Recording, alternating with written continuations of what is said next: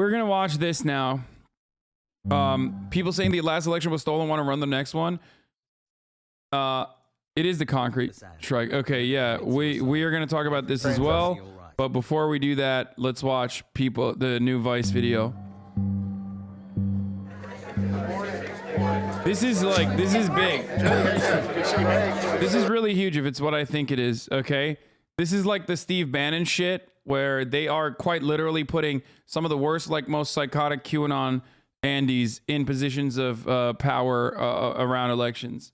I ask you up front for your help and support for us to give Brad it's actually terrifying. And let's protect elections in the state of Georgia. They're doing it under the guise of protecting elections. Thinks former President Trump actually won Georgia in 2020. He voted to toss the electoral results for his own state even after the January 6th insurrection. Now he wants to be in charge of running the next election there in 2024. I believe we had major problems in Georgia, and all of that led me eventually to say, I'm the one that needs to step up and challenge Brad Raffensperger. If you can name a Secretary of State, it's probably Brad Raffensperger, who became a household name after Trump asked him to steal the election.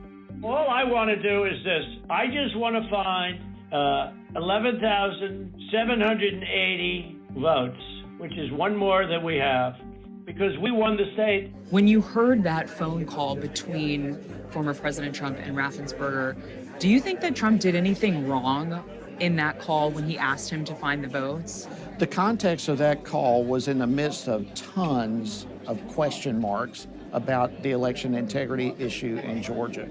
And I always heard that call and interpret it from the perspective of make sure we've got legal votes that are being counted. No, you don't think Trump did anything wrong in that call? Not from my perspective.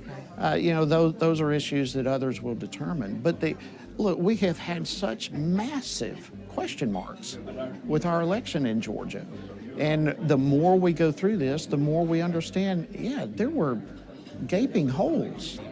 And I believe that President Trump won Georgia based on what I see. You don't think Biden won Georgia? I don't believe Biden won Georgia. There were several recounts in Georgia, and all found Biden won.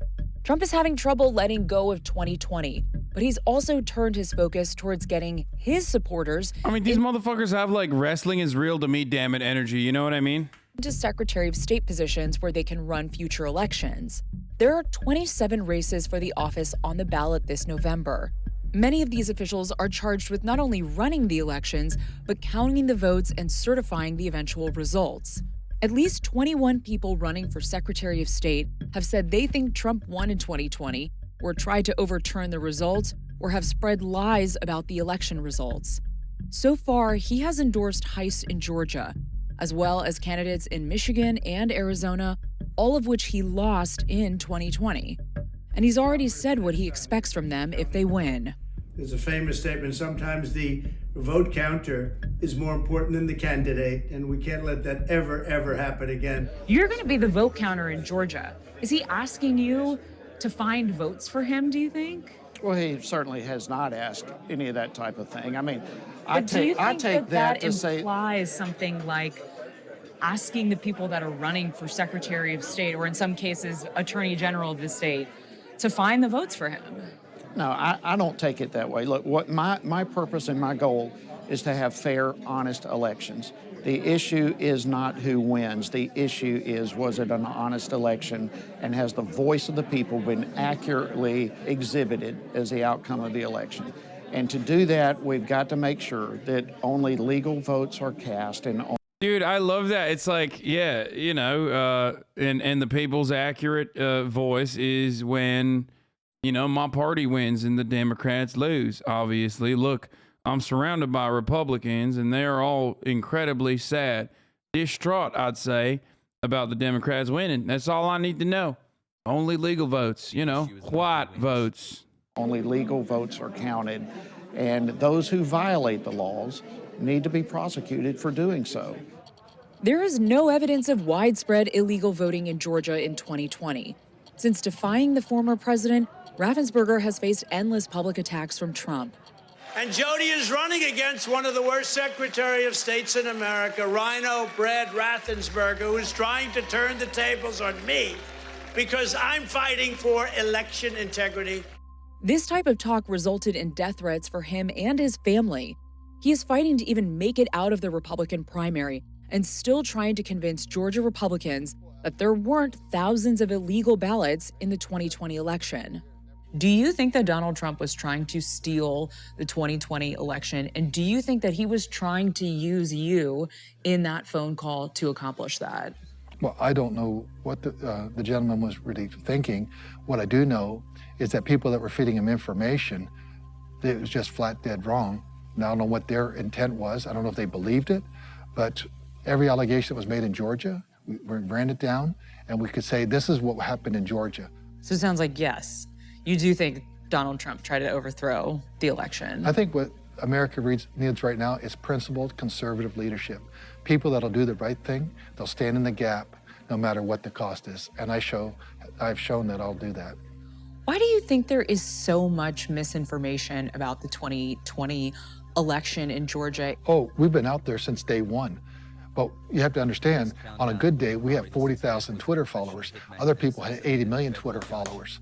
Plus, they had media out there on the conservative side. We opened up hundreds and hundreds of investigations to make sure that there was not fraud in this election. And what we did find, there were instances of fraud, but none of it ever added up to overturning the election results. And President Trump did come up short.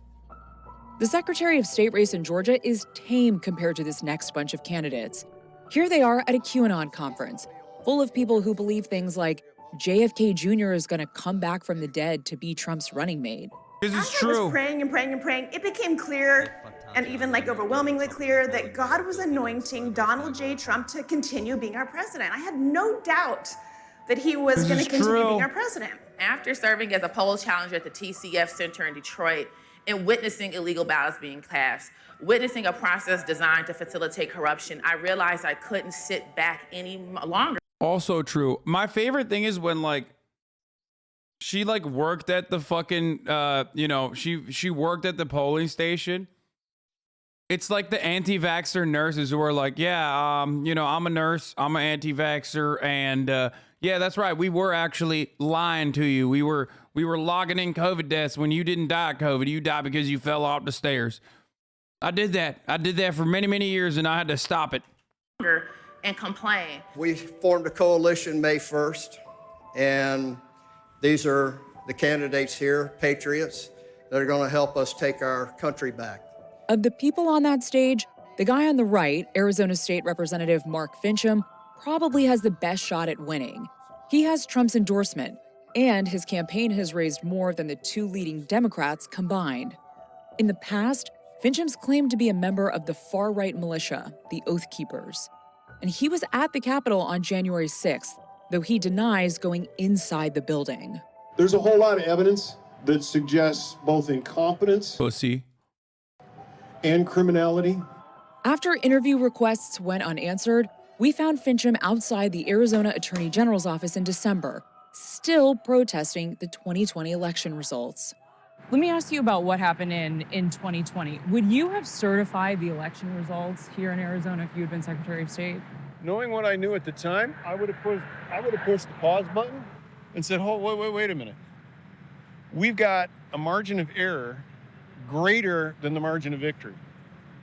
It would be irresponsible to sign an official document knowing that there was fraud in the system, that there were discrepancies in the system. So that sounds like a no from you then, that you would not have certified. Based upon, following that day through, if we'd have gotten to 5, 6, 7 o'clock in the evening, I would have deferred signing it until we had one of two things happen. We either have an audit or we have the legal cases adjudicated, because neither thing had happened. Okay. Well, then there was an audit, and then there wasn't any proof of any major votes that would have changed the results. You have not even looked at it, have you? We were here over the summer. Okay, so you need to go to Arizona. Sir, there's no evidence, though, of why. It doesn't matter. The audits were fake, brother. Voter fraud. That is absolutely crap, and you know it. You didn't look at the findings. I did read the findings. It's not crap. There were investigations and so-called audits in Arizona, and all of them found no evidence of widespread fraud. And Finchem's still refusing to accept the results. There's not a whole lot of precedent here for what happens if a Secretary of State just refuses to certify an election. He popped up a month later at the first Trump rally this year, saying exactly what the former president wants to hear. Ladies and gentlemen, we know it, and they know it. Donald Trump won. Finchem was joined by members of the upper echelon of right-wing conspiracy theorists, like Stop the Steal leader Ali Alexander, the alleged Q behind QAnon, Ron Watkins, and MyPillow CEO Mike Lindell. And I will promise you this, there's not going to be any election done with any machines or computers done in 2022. These guys have plans. No machines, says Lindell. Finchem wants to get rid of mail-in voting entirely. But Arizona Republicans mail in their ballots too, at about the same rate as Democrats. If he's Secretary of State, it could be harder for everyone to vote. But don't ask him about it. Sir, if you get rid of mail-in voting, will there be a lot of people in Arizona that you think may not vote? No, there's a lot of people in Arizona that are demanding that we do away with mail-in voting. You probably ought to check the polls. There were more than 1 million people that voted by mail, though, in 2020. You're not listening to me. I'm listening to La, you. la, la. Hey, if you like this video, please subscribe and hit that bell so you don't miss out on any future videos.